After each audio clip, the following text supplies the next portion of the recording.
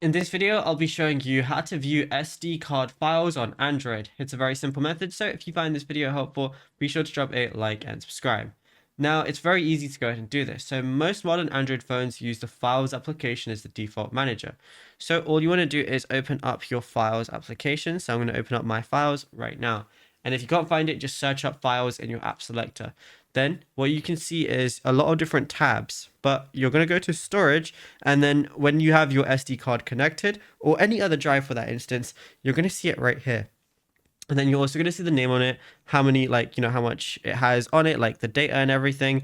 Once you go inside of it, you're going to see, just everything that is currently on your SD card. And then you can go in, you can tap it, and then that's literally it. Once you go into it, you can download anything, move files or anything like that from your phone to the SD card or the SD card to the phone as well. And yeah, it's as simple as that. Now, if you found this video helpful, be sure to drop a like and subscribe, and check out all our other tutorials on the channel as well.